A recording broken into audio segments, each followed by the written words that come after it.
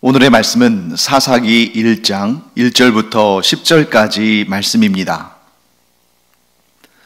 여호수아가 죽은 후에 이스라엘 자손이 여호와께 여쭈어 이르되 우리 가운데 누가 먼저 올라가서 가나안 족속과 싸우리이까? 여호와께서 이르시되 유다가 올라갈지니라. 보라, 내가 이 땅을 그의 손에 넘겨 주었노라 하시니라. 유다가 그의 형제 시므온에게 이르되 내가 제비 뽑아 얻은 땅에 나와 함께 올라가서 가나안 족속과 싸우자. 그리하면 나도 내가 제비 뽑아 얻은 땅에 함께 가리라 하니 이에 시므온이 그와 함께 가니라. 유다가 올라가매 여호와께서 가나안 족속과 브리스 족속을 그들의 손에 넘겨주시니 그들이 베색에서 10,000명을 죽이고 또 베색에서 아도니 베색을 만나 그와 싸워서 가나안 족속과 브리스 족속을 죽이니 아도니 베색이 도망하는지라. 그를 쫓아가서 잡아 그의 엄지손가락과 엄지발가락을 자르매 아도니 베색이 이르되 옛적에 70명의 왕들이 그들의 엄지손가락과 엄지발가락이 잘리고 내 상 아래에서 먹을 것을 줍더니 하나님이 내가 행한 대로 내게 갚으심이로다 하니라. 무리가 그를 끌고 예루살렘에 이르렀더니 그가 거기서 죽었더라. 유다 자손이 예루살렘을 쳐서 점령하여 칼날로 치고 그 성을 불살랐으며 그 후에 유다 자손이 내려가서 산지와 남방과 평지에 거주하는 가나안 족속과 싸웠고 유다가 또 가서 헤브론에 거주하는 가나안 족속을 쳐서 세세와 아이만과 달메를 죽였더라. 헤브론에 오늘 우리 이제 11월에 들어와서 이제 사사기를 공부하게 됩니다. 오늘 사사기 1장의 말씀을 함께 나눌 텐데요. 사사기의 첫 구절, 곧 사사기 1장 1절은 좀 안타까운 사실을 우리에게 이야기하고 있습니다. 한번 1절 말씀을 제가 한번 읽어보겠습니다. 여호수아가 죽은 후에 이스라엘 자손이 여호와께 여쭈어 이르되 우리 가운데 누가 먼저 올라가서 가나안 족속과 싸우리이까? 자, 우리가 10월 달에 출애굽기를 공부했기 때문에 이 본문이 너무나 자연스럽게 이어질 수 있습니다. 그게 실수일 수 있죠. 출애굽기와 사사기 사이에는, 즉 출애굽의 여정과 오늘부터 공부하는 사사기 사이에는 여호수아서가 있는데 이 여호수아서를 건너뛰고 우리가 사사기를 보다 보니까 그 사이의 내용들을 우리가 좀 깜빡하고 출애굽 여정과 사사기를 이렇게 붙여버리면 그래, 출애굽 여정을 마치고 가나안 땅에 들어와서 이제 각 지파별로 하나님께 기업으로 받은 그 땅을 차지할 때가 됐지. 그래, 이제 전쟁할 때가 된 거다. 이렇게 생각할 수 있는데, 그런데 1절 말씀에 여호수아가 죽은 후에 라는 말만 없다면 하나님의 뜻대로 하나님이 주신 명령을 수행하기 위한 작업에 들어가기 시작했다. 이렇게 볼 수 있겠습니다만 안타깝게도 1절 말씀은 이렇게 시작합니다.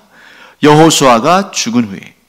자, 여호수아가 죽은 후에 이스라엘 백성들이 여호와 하나님께 어느 지파가 먼저 올라가서 가나안 족속과 싸워야 되겠습니까? 라고 묻는다는 것은 이 여호수아 시대, 그 시대에 주어졌던 하나님의 명령, 곧 그들이 하나님께로부터 받은 사명, 그 가나안 땅에 있는 가나안 7족속을 쫓아내고 그 땅을 차지하라, 혹은 그들을 멸절하고 그 땅을 차지하라는 하나님의 명령, 곧 그들의 미션을 제대로 수행하지 못했다는 사실을 드러내고 있습니다.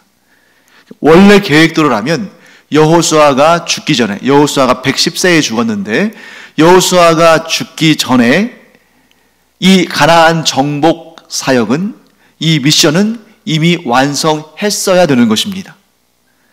그런데 여호수아가 죽은 이후에도 여전히 이 가나안 땅에 가나안 족속들이 살고 있었기 때문에 우리는 지금 이 사사기에서 여호수아 시대의 전쟁이 어떻게 되었다라고 설명하고 있지 않지만 여호수아 시대의 그 정복 사역, 하나님이 주신 그 미션을 성공적으로 수행하지 못했다 하는 사실을 우리가 알게 되는 것입니다. 참 안타까운 일이죠. 분명히 우리는 이렇게 짐작할 수가 있습니다. 출애굽 여정이 끝나고 사사기가 시작되기 전에 곧 이 여호수아와 이스라엘 백성들이 이 하나님께서 기업으로 주신 이 가나안 땅을 정복하는 그 과정에 있어서 이스라엘 백성들이 하나님의 뜻에 순종하지 못했다. 하나님께 온전히 의지하지도 순종하지도 믿음으로 반응하지도 못하고 그들 가운데 분명히 죄와 허물과 문제가 있었기 때문에 이런 일이 생겼다. 왜냐하면 여러분, 하나님은 항상 이스라엘을 도우시는 분 아니십니까? 하나님은 기적적인 방법을 비롯해서 다양한 그러한 상황과 또 현실과 여러 가지 그러한 모든 부분에 있어서 모든 도움을 주시면서 이스라엘 백성들이 하나님의 뜻에 순종하기만 하면, 하나님께 의지하기만 하면, 하나님과 함께 나아가기만 하면 반드시 승리를 주셨을 텐데 그 과업을 이루지 못했다는 것은 분명히 그들에게 어떤 문제가 있었다. 죄와 허물이 있었다 하는 것을 우리가 알게 됩니다. 그럼에도 불구하고 우리에게 안심을 주는 부분이 없지는 않습니다. 이스라엘 백성들이 그래도 아직 소망이 있다. 하나님께서 그들과 함께 하실 만한 그러한 근거가 그들 안에 있다 하는 것을 알려주는 또 마음이 놓이는 그런 부분이 있는데, 그것은 뭐냐면 이스라엘 백성들이 비록 여호수아 시대에 감당하고 여호수아 시대에 이루었어야 할 하나님이 주신 미션을 성취하지는 못했지만, 그러나 지금 이 순간 그들은 하나님께 여쭙고 있다는 것입니다. 지금 이스라엘 백성들이 하나님 앞으로 나와서 하나님의 뜻을 여쭙고 있죠. 우리 중에 누가 먼저 올라가서 이 가나안 족속과 싸워야겠습니까? 즉 우리 가운데 어떤 지파가 먼저 이 전쟁을 수행해야겠습니까? 하고 여쭙고 있는 것이죠. 이스라엘 백성들이 그 여호수아 시대에 이 사사기의 앞에 존재했던 그 시대에 분명히 실수가 있고 잘못이 있고 죄가 있고 허물이 있지만, 그러나 과거가 어땠든지 간에 지금 이 순간, 이 사사기가 시작되는 이 순간에 여호와 하나님께 여쭙고 있다는 사실은 그들에게 소망이 있는 것이다. 사랑하는 성도 여러분, 여호와 하나님을 믿으며 하나님을 의뢰하며 곧 하나님께 여쭈며 하나님의 뜻을 받들며 그 뜻에 따라서 순종하는 자, 하나님을 의지하고 하나님과 동행하는 자, 그에게는 반드시 복이 있다. 여호와 하나님을 믿고 의지하고 따르는 자, 순종하는 자에게는 반드시 생명과 구원과 은총과 복이 있다 하는 것을 우리가 꼭 기억하기 바랍니다. 그때 여호와 하나님께서 이렇게 말씀하시죠. 유다 지파가 올라가라. 유다 지파가 맨 먼저 올라가서 가나안 족속과 싸우라. 내가 이 땅을 그의 손에 넘겨주었노라. 자, 여기서 그는 누굽니까? 유다 지파를 말하는 거죠. 하나님께서 유다 지파를 보내시면서 내가 너희와 함께하며 그 땅을 너희에게 주겠다라고 말씀하시는 것입니다. 자, 하나님께서는 이처럼 여호수아 시대의 실패와 완성되지 못한 그러한 미션, 그리고 영적인 혼란, 이런 상황 가운데서 다시 이스라엘 백성들을 재정비하게 하시고 그 중에서 가장 먼저 유다 지파를 들어 사용하십니다. 자, 여호수아서에서도 가장 먼저 또 가장 앞장서서 또 가장 넓은 땅을 차지한 지파가 유다 지파라고 할 수 있죠. 자, 그러면 왜 이렇게 이 가나안 땅을 차지하는 이 역사에 있어서, 그 땅을 정복하는 역사에 있어서 유다 지파가 이렇게 두각을 나타내는가? 그들이 왜 이렇게 앞서 나가는가? 자, 역사를 우리가 보는 눈을 시간의 흐름에 따라서 역사를 보는 것이 일반적이죠.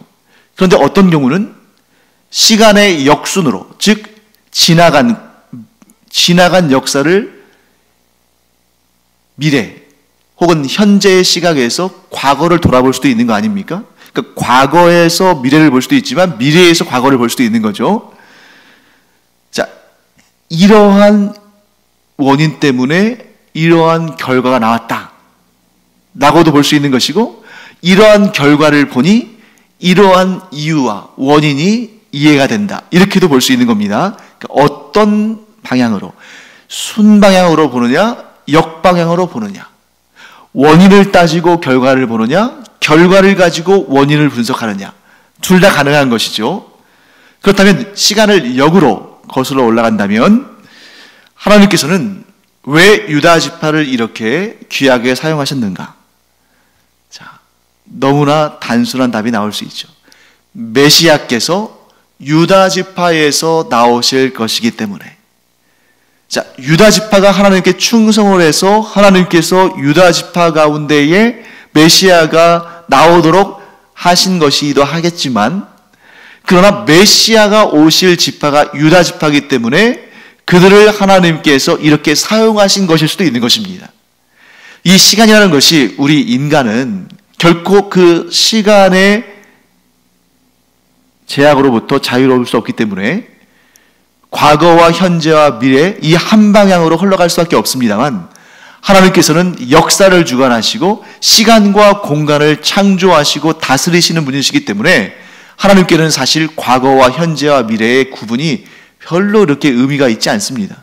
하나님은 과거, 현재, 미래, 혹은 미래, 현재, 과거, 이 모든 것을 하나님의 뜻대로 주관하시는 분이시죠. 그래서 하나님께서 메시아를, 즉 예수 그리스도를 유다 지파 가운데에 이 땅에 인간의 몸으로 태어나게 하실 계획을 가지시고 유다 지파를 이렇게 사용하신 것일 수 있습니다. 하나님만 하실 수 있는 일이죠. 그리고 또 이제 시간의 순방향으로 원인을 보고 결과를 본다면 우리가 또 이 유다 지파가 이렇게 귀하게 쓰임 받은 이유를 알게 되죠. 자, 이스라엘 백성들이 이제 출애굽 여정을 마치고 여호수아와 함께 가나안 땅에 들어갔을 때 그 땅의 이방 족속들의 강함을 보고 하나님께서 명하신 그 땅을 차지하는 미션을 수행하는 데 있어서 주저하고 망설였습니다. 두려웠죠. 그들은 너무 강해 보이고 자신들은 초라해 보였습니다. 그렇게 해서 지금 이스라엘 백성들이 한 발도 내딛지 못하는, 하나님께서 주신 미션을 수행하지 못하는 그런 상황 가운데에 담대하게 나서서 선포한 사람이 있었죠. 그가 바로 유다 지파의 어른 여호수아와 함께 가나안 땅에 들어간 이스라엘 사람들 가운데 가장 원로급인 갈렙, 유다 지파의 갈렙이 바로 그 주인공입니다. 그가 가장 험하고 가장 강한 이방 족속들이 있는 이 산지를 내게 주소서. 80대의 노인이 그런 고백을 하면서 그가 담대하게 하나님의 미션, 하나님께서 명하신 그 사명을 감당하기 위해서 일어섰을 때 이스라엘 백성들이 그를 보고 용기를 얻어서 가나안의 정복 사역을 열심히 시작하게 된 것이죠. 그래서 이렇게 믿음으로 반응한 사람이 유다 지파 가운데 있었고 그가 가장 먼저 믿음으로 일어섰기 때문에 하나님께서 그를 눈여겨보시고 그가 속한 지파인 유다 지파를 하나님께서 복되게 사용하시는 것입니다. 여호수아 시대에도 그랬고 여호수아 시대가 끝나고 사사의 시대가 열린 이때에도 하나님께서는 그렇게 믿음으로 반응한 귀한 사람의 가문을 존귀하게 사용하셨다 하는 것을 우리가 보게 됩니다. 사랑하는 성도 여러분, 우리의 지금 이 시간 우리 이 매일 예배를 드리는 우리 모든 성도들, 여러분의 그 가문이 이 갈렙의 가문, 이 유다 지파와 같이 하나님께 참으로 존귀하게 사용되어지는 복된 가문이 되기를 간절히 축원합니다. 여러분의 가문이 하나님께서 기뻐하시는 가문이 되고, 하나님께서 존귀하게 사용하시는 가문이 되고, 하나님 앞에 아름답고 복된 열매를 내어드림으로 하나님께 칭찬받고 상받고 복받는 그런 가문의 전통을 이루시기를 간절히 축원합니다. 여러분과 저의 가문 가운데, 우리의 후손 가운데 단 한 사람도 하나님을 섬기지 않고 세상으로 나가는 자가 없으며, 하나님의 말씀에 순종하고 하나님과 함께 이 땅에서 하나님께서 참으로 존귀하게 여기시는 그 일꾼으로서 하나님의 일을 열심히 감당함으로 하나님 앞에 갈렙처럼, 또 그의 후손들인 유다 지파처럼 존귀하게 쓰임받는 은혜가 있기를 간절히 축원합니다. 얼마나 이게 감동스럽고 감격적인 일입니까?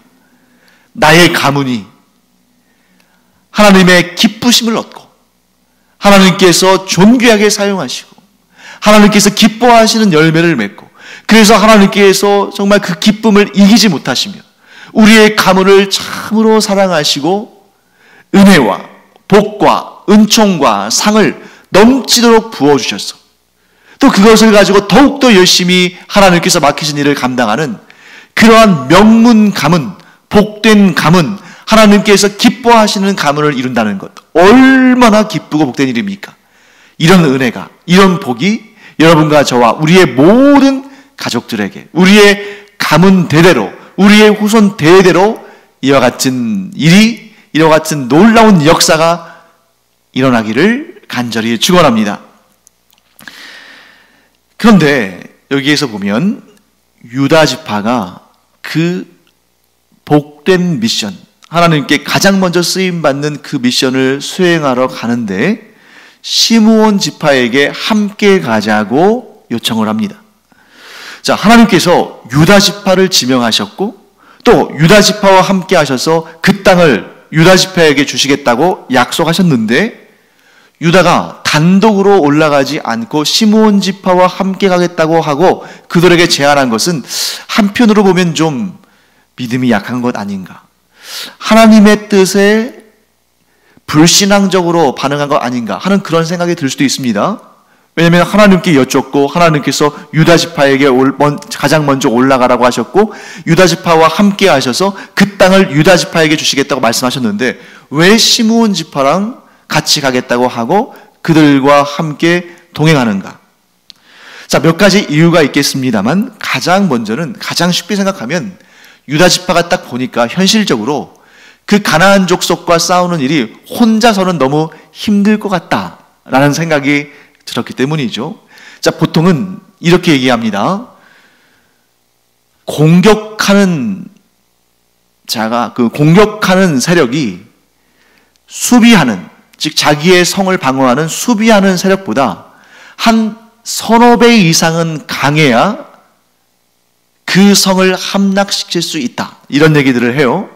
그 얘기는 뭐냐면 수비자의 입장, 즉 공격을 받는 입장은, 즉 자기의 성을 지키는 입장은 적은 전투력과 적은 수를 가지고도 공격하는 자들을 좀 맞서서 버티고 또 이겨낼 수 있다, 이런 얘기죠. 그렇기 때문에 유다 지파는 지금 공격해서 그 땅을 차지해야 되는, 즉 수비하고 있는 가나안 족속들을 물리치고 그 땅을 차지해야 되는 그런 상황이기 때문에 훨씬 더 강한 힘이 필요한데 딱 보니까 현실적으로 지금 자신들이 좀 약해 보인다는 거죠. 그래서 시므온 지파의 도움을 구했을 수 있습니다. 그런데 이것이, 이 유다 지파의 이러한 결정이 하나님 보시기에 그렇게 악했던 것은 아닌 것 같아요. 오히려 하나님 보시기에 지혜로운 결정일 수도 있었다고 생각이 듭니다. 왜냐하면 하나님께서 이러한 유다 지파의 모습을 책망하시거나 혹은 유다 지파에 진노하셔서 그 전쟁에 패배하게 하시거나 그렇게 하지 않으시고 그들을 하나님의 말씀대로 승리하게 하시고 그 땅을 차지하게 하신 것을 보면, 이 유다 지파의 결정을 지혜로운 결정이라고 보신 것이겠구나 하는 생각을 하게 되죠. 또 한 가지, 우리가 이 여호수아서를 봐서도 그렇고 그 다음에 이어지는 사사기서를 봐도 마찬가지인데, 이 이스라엘 백성들이, 이스라엘이라는 나라가 가나안에 있는 가나안 이방 족속들과 전쟁을 해서 그 땅을 차지할 때 단일 지파, 즉 한 지파가 단독으로 미션을 수행하는 일은 거의 없습니다. 한 번 정도 있는 것 같아요. 그때는 언제냐면 단지파의 지경은 좀 남쪽이었고 또 이 블레셋, 강한 블레셋 바로 인근이었기 때문에 단지파는 영토를 확장하기도 힘들고 또 이 블레셋 때문에 매우 고통을 당했죠. 그래서 단지파가 좀 그 지경을 확장하기 위해서 자신들의 형제 지파들이 차지한 땅은 어떻게 할 수 없으니까 지금으로 그 지도로 따진다면 갈릴리 쪽, 즉 이 이스라엘 진영, 이 가나안 땅의 북쪽, 그래서 다른 지파들이 차지하지 않은 그 북쪽에 있는 땅 쪽으로 올라가는데, 그래서 그 땅의 거민들을 몰아내고 그 북쪽 지역을 차지하는 그 사역 정도만 단지파가 단독으로 사역하고, 나머지는 오히려 모든 지파가 혹은 몇 개의 지파가 연합하고 합심해서 함께 전쟁을 치르고 그 땅을 차지하고, 그 땅을 차지한 다음에는 그 땅을 제비 뽑아 얻은 그런 지파에게 그 땅을 주는 그러한 그러한 일들을 했죠.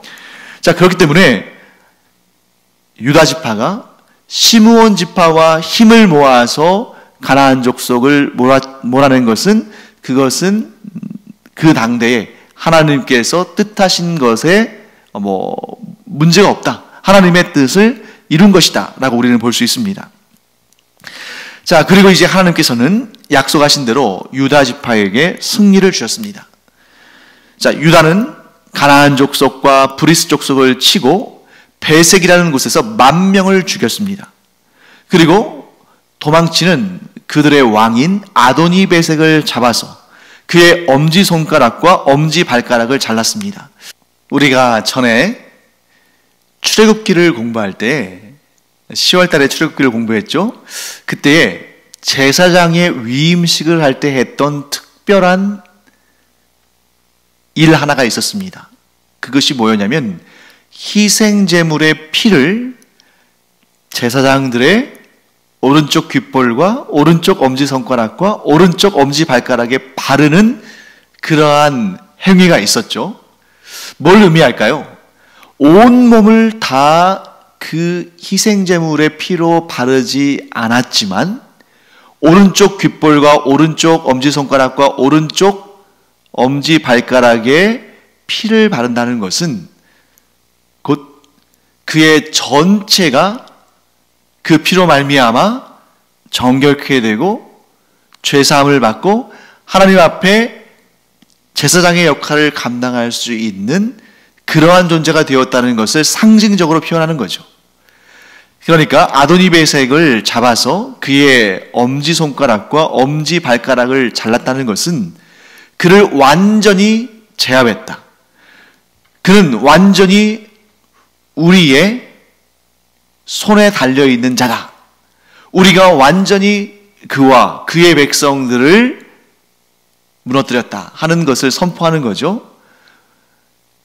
이처럼 우리가 이런 내용들을 볼 때에 좀 이해가 안 되는 부분들이 있을 수 있지만 이렇게 서로 연결해 가면서 생각해 볼 수가 있습니다. 그때 아도니베색이 뭐라고 말하냐면, 내가 전에 70명의 왕들을 붙잡아서 그들의 엄지손가락과 엄지발가락을 잘랐는데 내가 한 그대로 하나님께서 나에게 하셨다, 이런 고백을 하잖아요.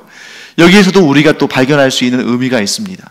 자, 70명의 왕들이라고 할 때 정말 그 70명의 왕들, 숫자를 한 사람, 두 사람 세가지고 70명일 수도 있겠지만 대부분 성경에서는 70이라는 표현을 사용할 때에는 이 70이 완전수기 때문에 그 주변 지역에 있는 모든 왕들을 내가 다 정복하고 그들을 내 지배 아래 두었는데, 그래서 내가 그들을 엄지손가락도 자르고 엄지발가락도 자르면서 나의 소유로, 나의 통치를 받는 자들로 다스렸는데 이제 내가 하나님의 다스림을 받는 자가 되었구나.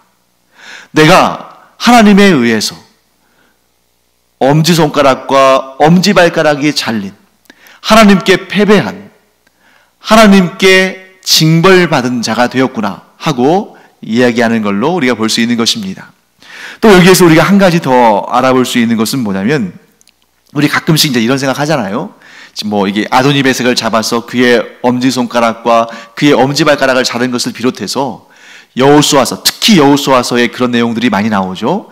여호수아서랄지 사사기랄지 이런 데를 보면은 진멸한다, 어린아이와 여자까지도 다 죽인다, 이런 진멸, 또 아주 무서운, 매서운 그러한 어떤 전쟁의 모습들, 이런 걸 보면서 하나님이 너무 잔인하시다, 이스라엘 백성들이 너무 좀 과할 정도로 잔인하게 이렇게 전쟁을 하고 그 지역에 이미 자리 잡고 살던 사람들에게 가혹하게 대한다 할 수 있습니다만, 아도니베섹의 말을 들어보십시오. 아도니베섹이 지금 70명의 왕들의 엄지손가락과 엄지발가락을 잘랐다고 했잖아요. 그러니까 그 당대에 그 지역에 사는 사람들에게 있어서는 이렇게 엄지손가락 자르고 엄지발가락 자르고 또 진멸하고 이런 것들이 어떤 특별히 이스라엘 백성들만의 잔인하고 끔찍한 일들이 아니라 그 땅에, 그 당대에 누군가가 죽지 않으면 다른 누군가가 죽게 되는 그런 전쟁의 시대에 어쩌면 지금 벌어지는 이런 일들은 당연하게 여겨지는 것으로, 그러니까 지금 이스라엘 백성들에 의해서 패배하고 그들에게 땅을 뺏긴 사람들의 입장에서는 어쩌면 우리가 생각하는 것만큼 억울하지 않을 수 있다. 왜냐하면 그런 일들이 그들에게는 다반사로 일어나는 어쩌면 너무나 당연한 일들이기 때문에.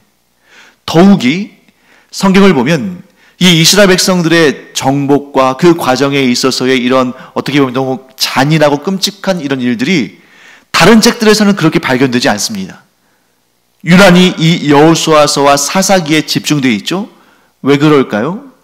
하나님께서 택하신 민족, 이 이스라엘 민족을 통해서 온 열방에 구원의 빛을 비추셔야 되는데, 그들이 하나님의 약속대로 하나님께서 아브라함과 이삭과 야곱에게 약속하신 그 땅을 주실 때에 그 땅에 우상을 섬기는 이방 족속들이 쫓겨나지 아니하고 그들 가운데, 이스라엘 백성들 가운데 거하면 반드시 이스라엘 백성들이 그들의 우상 숭배에 물들고 그들과 함께 우상을 섬김으로 하나님께서 인류 구원을 위해서 예비하신 그 택함받은 민족의 역사가 이루어지지 못하는 것이죠. 그러니까 이것은 그 당대에 자연스럽게 일어나는 민족과 민족, 나라와 나라 사이의 전쟁과 그 전쟁에서 진멸을 하느냐 못하느냐, 먹느냐 먹히느냐, 이런 그 정도의 문제가 아니라, 그 정도의 문제로 봐도 이스라엘 백성들이 일으킨 전쟁이 그렇게 문제가 될 것도 아니고, 그런데 그 정도의 문제가 아니라 이스라엘 민족을 통해서 그 한 민족을 선택하셔서 하나님의 뜻과 구원의 계획과 역사와 하나님의 성품과 하나님의 구원 계획이 전 세계에 알려져서 구원의 역사를 이루어야 되는 그 위대한 미션에 이스라엘 백성들이 적당히 해서는 그 하나님이 맡기신 사명을 감당할 수 없게 되는 것입니다. 그렇기 때문에 그 땅의 진멸의 전쟁, 물론 한편으로 보면 오늘날 우리의 관점에서 보면 너무나 잔인할 수 있지만 그 당대의 관점에서 보면 자연스러운 일이었고, 더군다나 이스라엘 민족을 통해서 하나님께서 이루실 전 인류적인 구원 역사에 있어서는 그 일은 꼭 필요한 일이었다, 이렇게 정리할 수 있는 것입니다. 제가 이 말씀을 왜 드리냐면, 여호수아서와 사사기서 설교하는 것이 이 목회자들, 설교자들에게도 굉장히 어려운 일이에요. 진멸하라, 여인과 어린아이까지도 죽이라는 말씀이잖아요. 그리고 그들을 그 땅에서 쫓아내라. 사이좋게 어울려 살면 좋은데 왜 꼭 그렇게 쫓아내야 되는가? 그런 것이 아니라는 것입니다. 온 인류 가운데 유일하게 택함받은 그 이스라엘 백성들이 우상 숭배를 하지 아니하고 하나님을 전심으로 섬기며 하나님의 뜻, 하나님의 미션을 이루어야만 온 인류에게 소망이 비치는 것인데, 생명 구원의 빛이 비추는 것인데, 그 작전, 그 미션이 실패해버리면 전 인류에게 손해가 되는 것이죠. 그냥 이만저만한 손해가 아니라 절망적인 손해가 인류에게 오는 것입니다. 그렇기 때문에 하나님께서 이런 일들을 이루셨다 하는 것을 우리가 좀 이해할 필요가 있습니다. 자, 이제 말씀을 마치겠습니다. 무엇보다 아도니베섹의 고백을 기억하십시오. 아도니베섹이 뭐라고 말합니까? 내가 전에 70명의 왕들의 엄지손가락과 엄지발가락을 잘랐더니 이제 하나님께서 나에게 똑같이 하시는구나. 즉 자신의 죄에 대한 징벌을 하나님께서 자신에게 내리셨다는 것을 고백하는 것입니다. 죄는 이처럼 무서운 것입니다. 가나안 족속들이 그 땅에서 죽임을 당하고 그 땅에서 쫓김을 당하는 것은 그들에게 죄가 없다면 억울한 일입니다만, 그들이 엄청나게 끔찍한 죄를 저질렀고 그 죄악 가운데 가장 더럽고 추악하고 무서운 죄는 바로 우상을 섬기는 죄였으며, 특히 이 가나안 땅에 있는 이 이방 족속들의 우상 숭배는 얼마나 끔찍한 것이었냐면, 몰렉신과 같이 자기의 자식을 죽이고 자기의 자식을 불에 태워서 그 신에게 바치는 그러한 하나님께서 가장 가증스럽게 여기신 그러한 우상 숭배의 죄를 저지른 자들이 이 가나안 족속들이고, 그들은 하나님의 벌을 받은 것이다. 그들의 죄에 대한 하나님의 심판을 받은 것이다. 그리고 이스라엘 백성들은 그 하나님의 심판의 도구로 쓰임받은 것이다 하는 것을 우리가 알게 됩니다. 하나님은 이처럼 죄에 대해서는 엄격하신 분이시고 결코 타협하지 않으시는 분입니다. 그렇기 때문에 우리는 하나님을 섬기면서 무엇에 가장 신경을 써야 됩니까? 죄의 종이 되지 않도록, 우리가 온전히 하나님의 종이 될 뿐 죄의 종이 되지 않도록 우리 스스로가 거룩하고 성결한 삶을 살아가며, 그러나 우리가 스스로 알지 않습니까? 우리가 죄로부터 자유로울 수 없다는 것, 예수 그리스도를 의지해서 이 죄 문제를 우리가 해결받았으니 이제는 성령님의 도우심을 의지해서 더욱더 거룩한 삶을 살아가는 그런 우리 모두가 되기를 간절히 축원합니다. 기도하겠습니다. 하나님 감사합니다. 이스라엘 백성들이 하나님께서 맡기신 사명을 잘 감당하지 못했지만, 그러나 하나님께 여쭙고 하나님의 말에 순종함으로 말미암아 그들에게 소망이 있음을 봅니다. 저희도 이 유다 지파와 같은 하나님의 말씀에 순종하고 하나님께 존귀히 쓰임받은 그 지파와 같은 하나님의 존귀하게 쓰임받는 가문, 복된 가문, 신앙의 명문의 가문을 이루고 하나님 앞에 칭찬받는 그런 은혜를 누리게 하여 주시옵소서. 감사드리며 예수님의 이름으로 축복하며 기도합니다. 아멘.